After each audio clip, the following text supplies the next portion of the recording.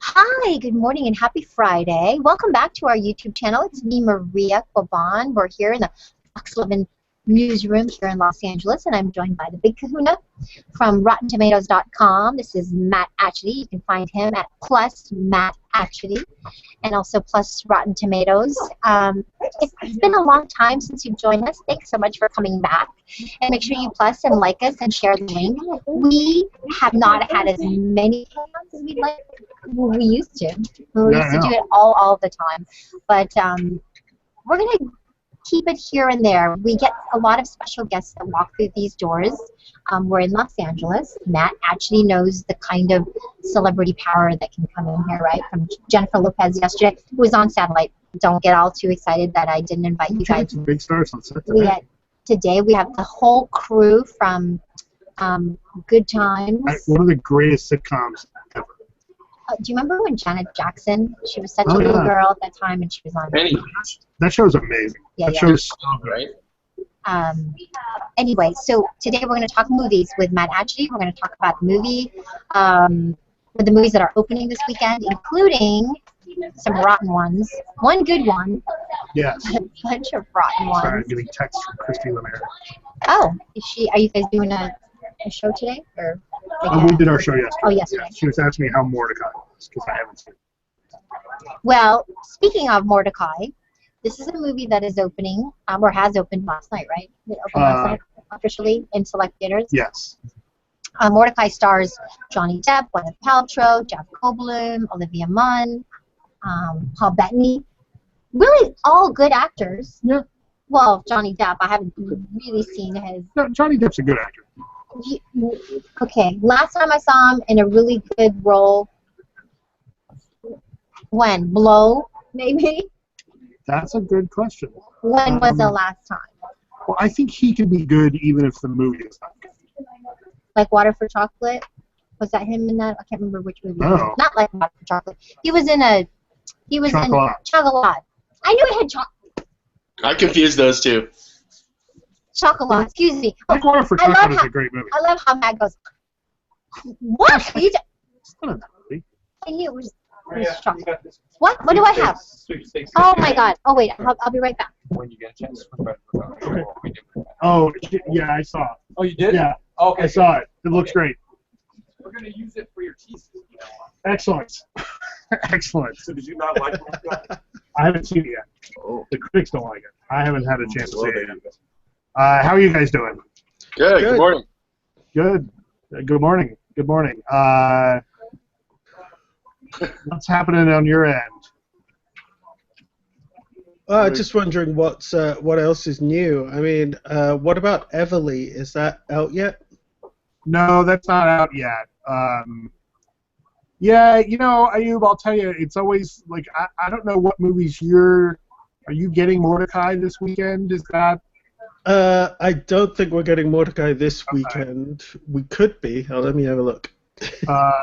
Yeah, I mean, look, the only one we're seeing that's really opening this weekend, and I don't know if it's opening in the UK yet, is Black Sea. That movie, that's a good movie. That's certified fresh at 80%. Everything else is pretty rotten this week. Well, I'm just glad we're getting Age of Ultron a week before you guys. Yeah, that's not okay. Hey, it pays for having all the other movies 3-4 weeks after you guys. How'd you guys get that early? That's not cool. No idea. It's coming out April 24th here. That's weird. Yeah, that's weird. When do kids get out of school for the summer in the UK? Oh, they don't get out of school for the summer until July. And April 24th will be after Easter as well, so it won't be during the Easter holidays either. Interesting. Maybe they're trying to get the buzz up. Yeah, it's interesting. I have to look into why sometimes for the big blockbusters, the UK will get it a week early. That's not the first time that this has happened. I can't. It usually happens with Bond movies because of the Pinewood Studios and all that kind of stuff. Right. But I don't think Age of Ultron had anything to do with like UK space studios, so I'm not sure. Yeah, Okay. it's a weird one. I'm so sorry, Matt. That's all right. Just saying you. I remember What's seeing the TV shows. TV shows would come to Hawaii a week late. Do you remember when it used to be that way? When I Yeah. grew up in Hawaii, we didn't have the internet, and all of the fashion, some of the trends, pop trends, music we would always be a month behind. Yeah, but even like a regular TV show, if you're like we're talking about Good Times would be on, and my grandmother on the mainland would know what it was, and then the next week we get that same episode. So we were always a week behind in the. Yeah, a week. You're lucky. Were they not satelliting?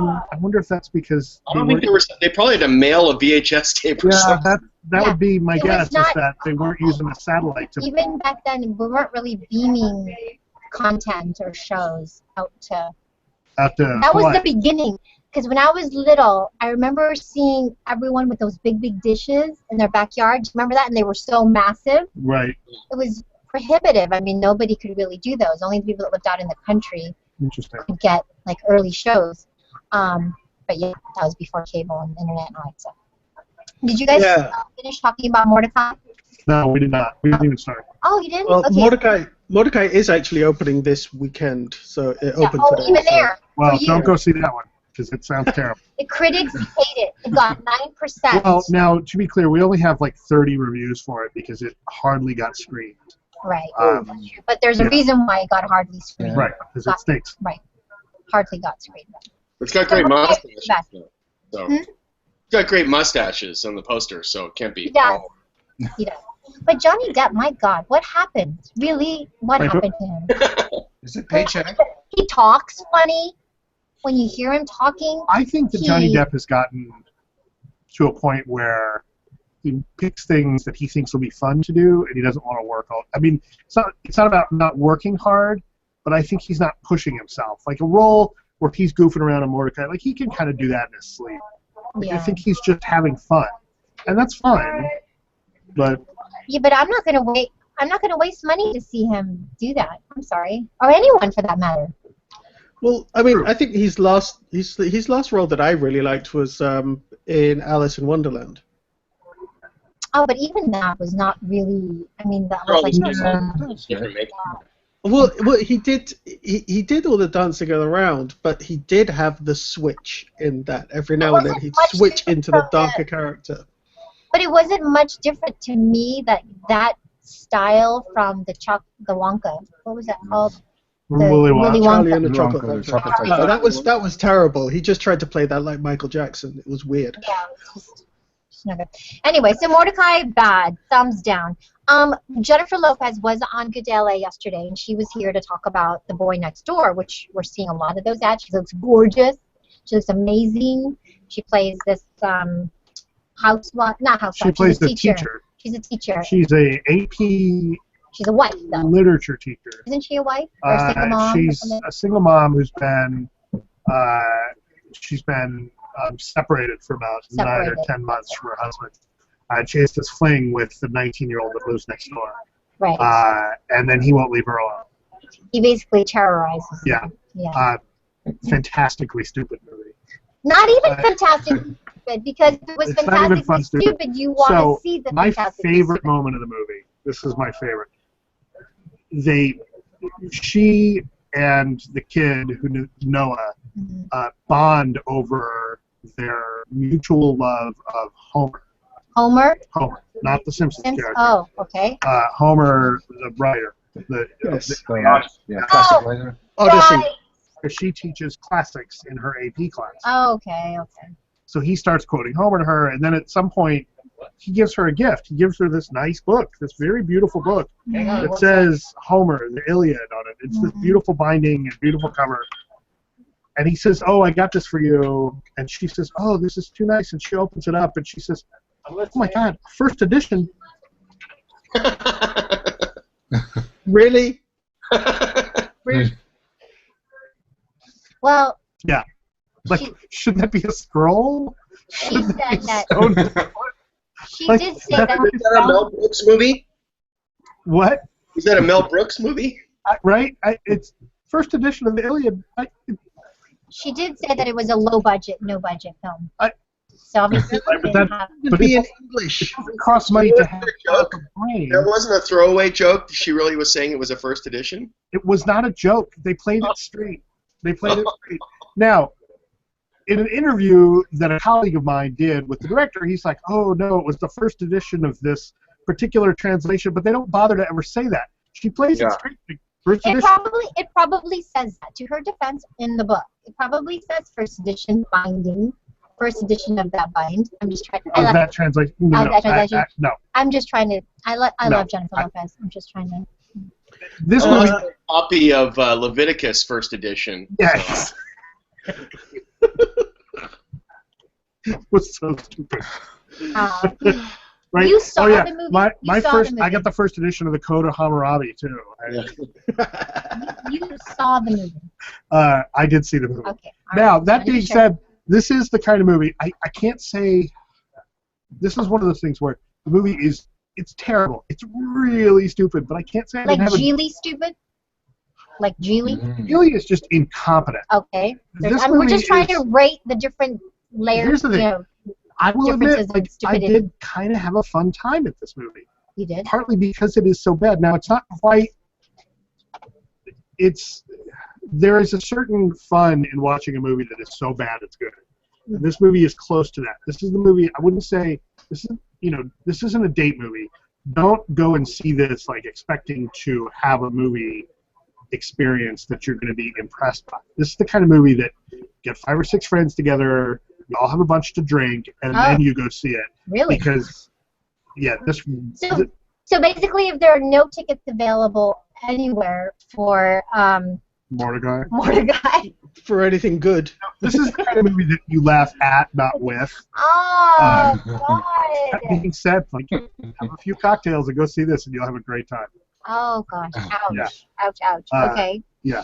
But that, I mean, to give you an example, like that line about the first edition, I came home and my wife, who is a kind of a book snob, I told her that and her head exploded. Like she just threw it. Okay. I've been obsessed with the idea of a first edition Iliad since I've seen this movie. I kind of felt that way a little bit, not quite to that degree, when I was watching Nightcrawler with Jake Gyllenhaal. I know you love that movie. Right. I loved his performance in it, but I would just be like, we do not do that in the news. No, we don't pay, freelancers or stringers, that kind of money. Right. I mean, that doesn't. No one just walks into a newsroom like he does in that movie. But Right. anyway. So this movie, most of the movie is that level of stupid, but it's a broader stupid, Okay. not All not right. stupid about something that you're an expert in. Okay. Well, that's it actually rated higher than Mordecai. So. Yes. It got 15%, whereas Mordecai got 9%. You know, the consistent comparison I see from again, I haven't seen Mordecai, but I hear it's terrible. What I see the critics reacting to is they say that it goes for kind of this swinging 60s style caper movie, and what you end up with is the worst of the Pink Panther movies, or a lot of people are saying it feels like the 1967 Casino Royale. Mm. Right? See? That is I didn't see that, but was that really bad? Who was the Bond in that? Yeah, it's Yeah, the, James it's the, Bond, It's the James yeah. Bond with Not the Peter Pierce Sellers. Brosnan. No. Yeah. Peter Sellers. Yeah, Peter Sellers. It was a farce. Sellers, David Niven, and it's like 4 different geez. directors. Okay. And it's awful. It was the Bond parody, basically. The Bond parody, Yeah. and it's a Austin really Powers bad- before Austin Powers. Yeah, but it's a really badly done one. The Yeah. better Bond parody of those, I would say, are the Our Man Flint and In Like Flint movies with James Coburn. Those are the good. Those are the, I think, fun, campy parodies. The ones, there's the Dean Martin movies that are terrible. I love the Dean Martin terrible movies. Yeah, but the Dean Martin spy movies, the Matt Helm movies, Oh, those are so Okay, you're right. I bad. haven't seen I mean, if it was going to be a good parody, it would have been more like Murder by Death, but it wasn't. Right. Murder by Death, that's a great movie. Okay, so that's 2 down, 2 bad ones Yeah. out of 4 so far. We're going to talk about the third one, Strange Magic, Magic. which Awful. Awful. So nothing really for the kids. Oh, except for if you want to go back, like we were talking about on the set, you can go see Paddington because that looks really good. And you know what? Lord Grantham was on our air this morning earlier as well. He's one of the stars of Paddington. I think he plays the dad, right? Yeah. Oh, you guys had Hugh Bonneville? Hugh Bonneville. Yeah, Hugh Bonneville was here. And I think he was here? No, well, no, he was on our. It was via satellite, but he was such a gentleman. There's something about the British. They're quite proper. He was having tea. It was tea time in England at that time. And yes. So we interviewed Hugh Bonneville, and we did our interview series, which is 5 favorite films. He gave us his 5 favorite movies. Oh, his 5 favorite. His 5 favorite films that he loves to watch. Oh, wait. And one of his movies that he picked was Paddington. And he says, well, wait, why would he say that? He's in it? Well, he said, "Look, I'm nailing my mast to my flag to the mast, as it were." I like the way. But you know what? That movie is great, and really and it's shockingly good. And I think that he earns the ability to say that because it really is a great. Have you seen it yet? No, but I've seen the trailers, and I thought of Ted because you know how they brought Ted in, that teddy bear. It's kind of like that, right? With the how they made the teddy bear like alive. Oh, you're gonna love it. But it's nothing like Ted. So a lot of movies are out. This is the one I'm most excited for you to see, and the reason is did I tell you about taking Gabe to this? Yes. So I took Gabe, and 5 or 6 places of the movie Gabe does this. Oh, I want to take Gus. I want to take Christy Lemire. Yeah. And you know Chris. Her son. Yeah. Her son. And the whole time he kept like cuddling up to her. It is the sweetest movie. Oh, okay. I'm gonna take it. My 4-year-old's not quite, but I don't know. We'll see. You guys might love it. I think my 9-year-old will probably not appreciate it. No, I think 9-year-old you will. I think that's my kid is 11 and he loved it. Yeah. Boy or girl? Boy. Yeah. Give it a shot. I think give it a shot because there's enough funny stuff happening. It's like right at the edge of, they add enough gags that kids will like it based on the humor. I want to see it. Yeah, I would take your 9-year-old. I'd recommend it. Okay. So Black. What is the name of that again? I missed the word. Paddington. Oh, okay, right, the bear, right? Oh, okay, got it. Yeah, it's the teddy bear. You're in the UK. How can you not have seen Paddington already? Just haven't had the opportunity. Okay, we have the Black Sea, which stars Jude Law. That's opening. That also opens this weekend, and this is the one movie that the critics like. But it got a really high rating. I mean, 79%. That's pretty good. It's up at 80 now. Oh, it changed. It's up at 80. Yeah. So why don't you guys talk about Black Sea, and I have to go do a hit on the air, and I'll be right back. Okay, to help close it out. I'll be right back. So Black Sea is a kind of heist thriller adventure story. Jude Law is a submarine captain, and he's got this crew of mercenaries, and they are they are searching for treasure at the bottom of the Black Sea. And what starts happening is this crew of kind of cutthroats starts to realize that a 10th chair is a lot better than a 12th chair. A 5th chair is a lot better than a 10th chair. And so they start knocking each other off because that means more money for people. Great, really tense, kind of old school, claustrophobic thriller. Critics really like it. Say it's a great performance by Jude Law. Scoot McNairy is in this, who is a younger character actor who's been doing a lot of work lately. He's one of my favorite actors working right now, and I think he's right on the cusp of hitting it really big. Tobias Menzies, who people might recognize from Outlander, or prior to that, he was in Rome. He's really good in this. It's a great movie. That's the one to see this weekend. Cool. That sounds like fun. Go see Paddington. 80% fresh. Yeah, 80% certified fresh. No, yeah, nice. Yeah. So, what else? Cake is okay. And those are the top. Well, that's what 46%.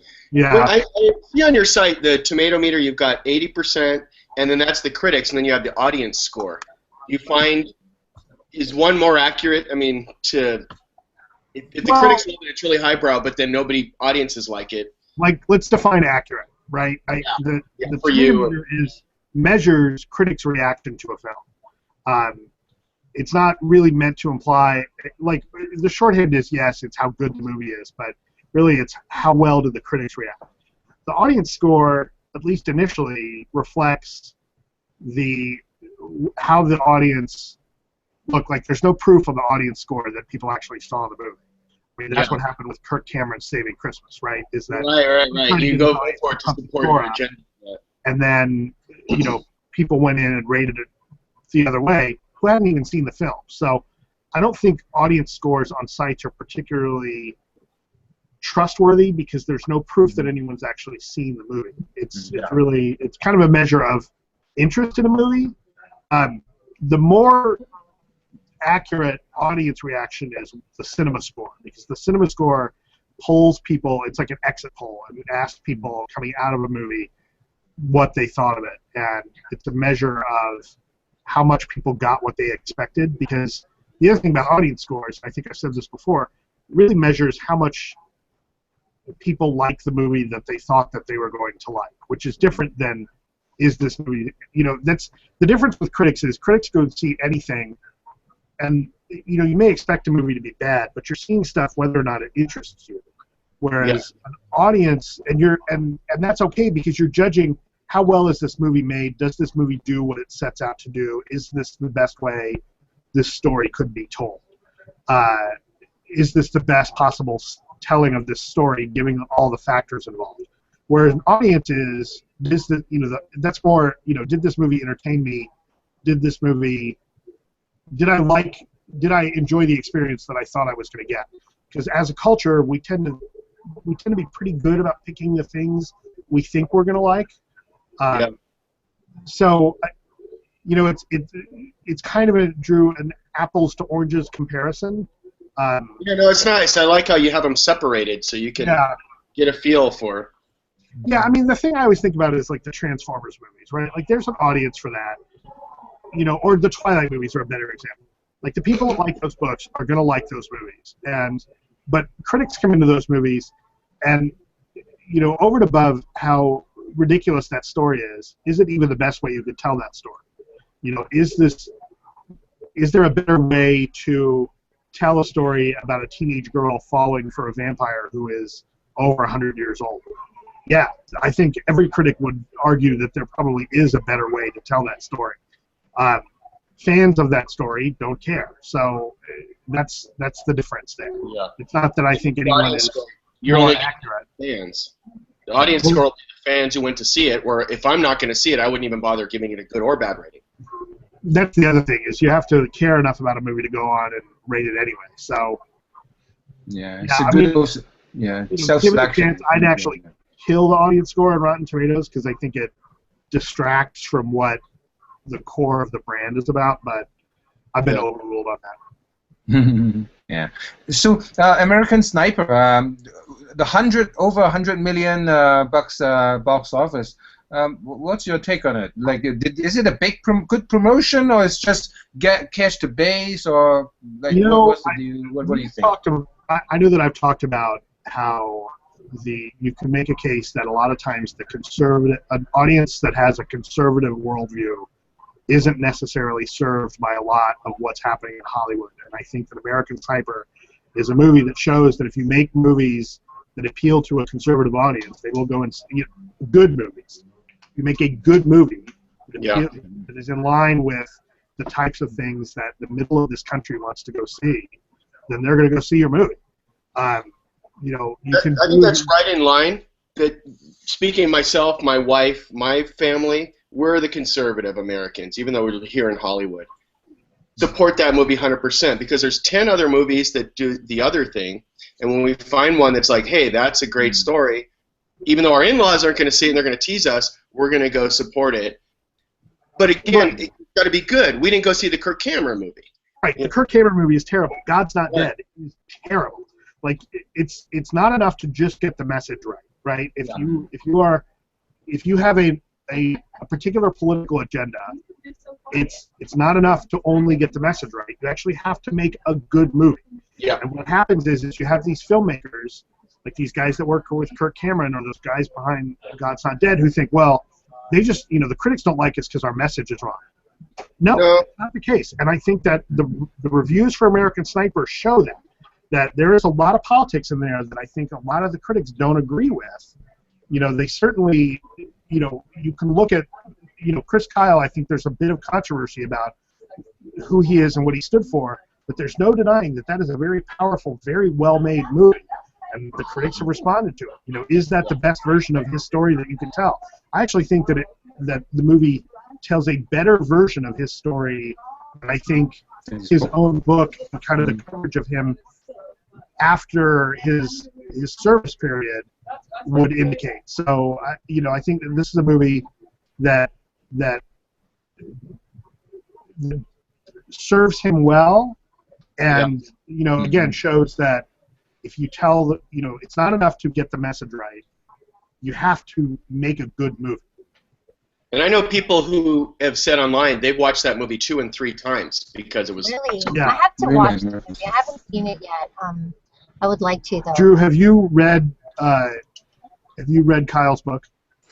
No. I mean, that's the kind of thing that would make me go back. And is that a recommendation you're saying, or no? You're saying the movie's better. I think the movie is better.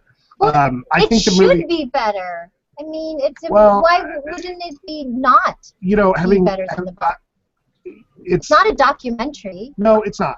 Look, like, Yeah. I think that the movie does some things. I think that the movie humanizes what Kyle goes through in a way that his own book and his own discussions in the media don't. And I think that there is a cult of personality that has grown up around Chris Kyle that I actually feel is a little disturbing. In what way? Without getting into the politics of it, I think that there is, the best way you could say is I think that there's a cult of personality that, in my opinion, overly celebrates some of the things he talked about that the movie doesn't cover. So I think the movie sticks to what he went through, and you know, there's some other stuff about Kyle that it makes me quite, you know, there's enough, you know, between the lawsuit with Jesse Ventura and some of the other things that he's said, that there is doubts about the veracity of it. It leads me to doubt the overall veracity of his book.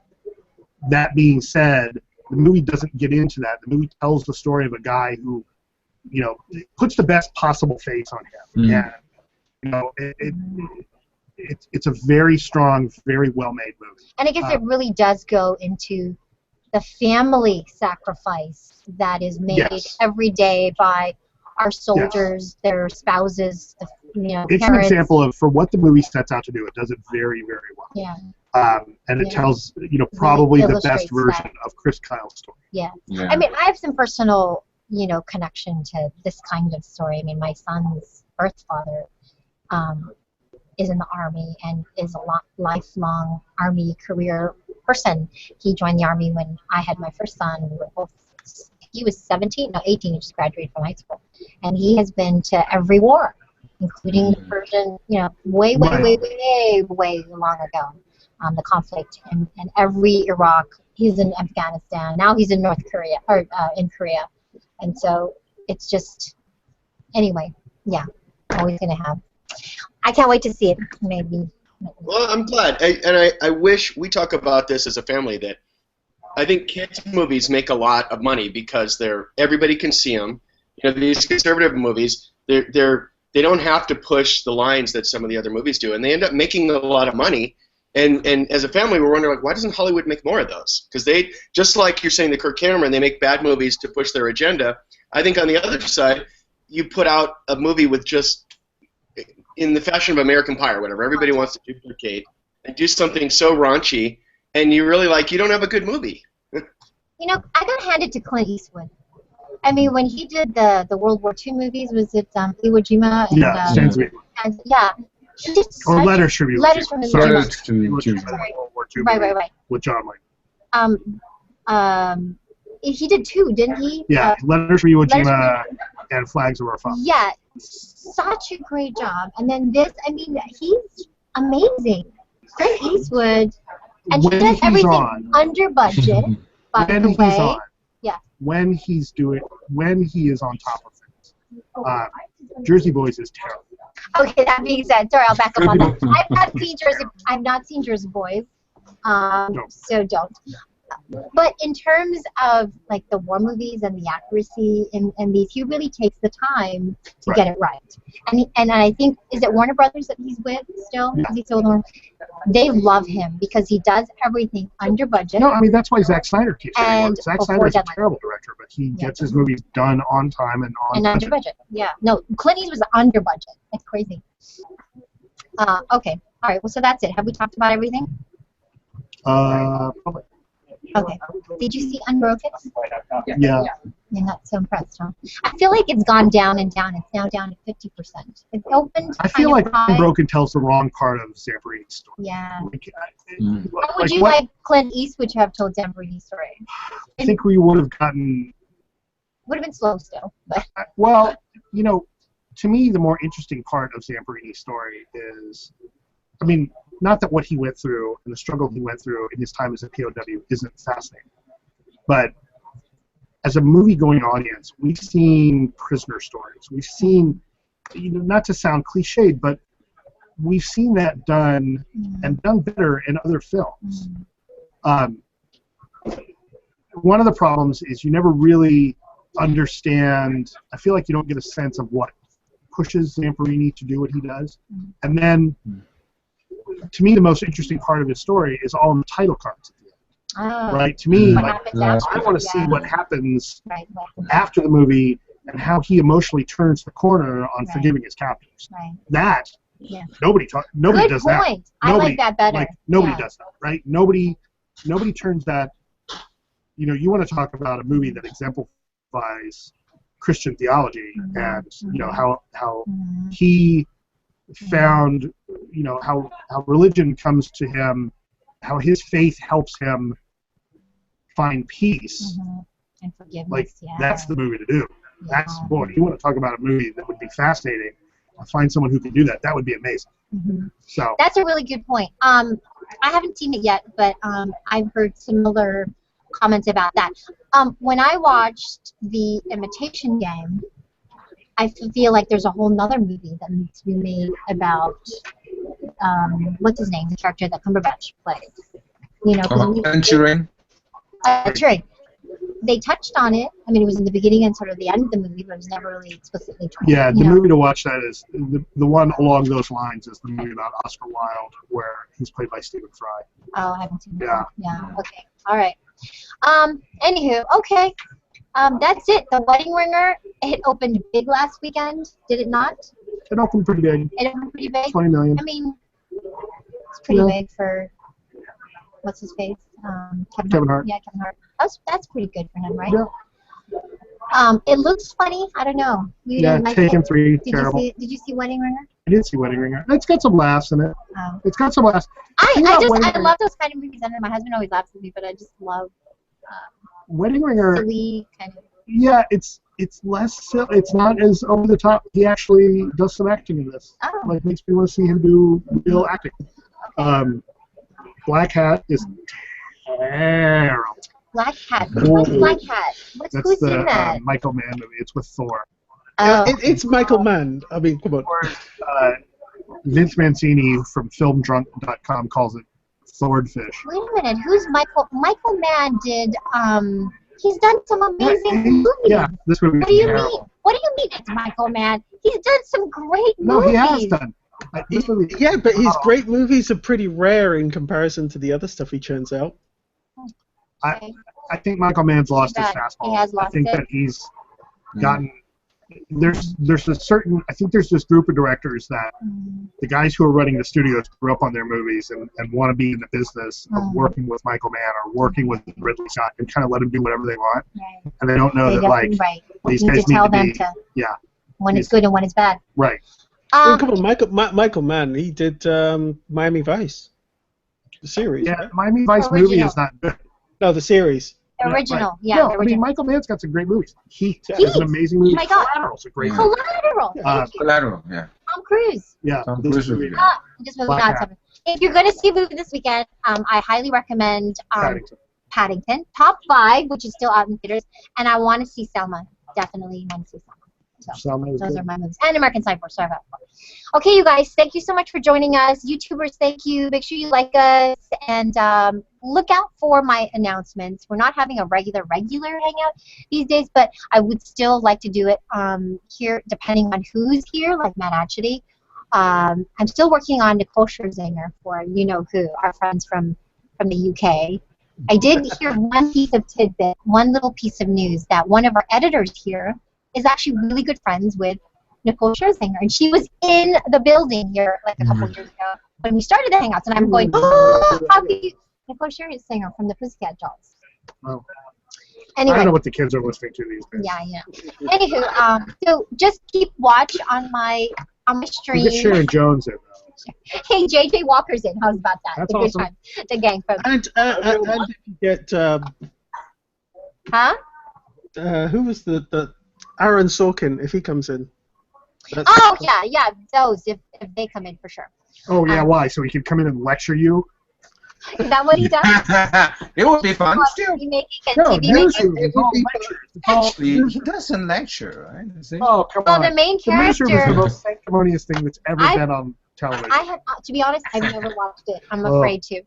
Anyway, okay, you guys, bye. Have a great day. Have a great weekend. Stay safe. If you're here in Los Angeles and watching, we have some really, really strong gusty winds. Santa Anas are going to be blowing hard. It's going to be hot as well. So just beware. Okay, bye. Bye, YouTubers. Bye.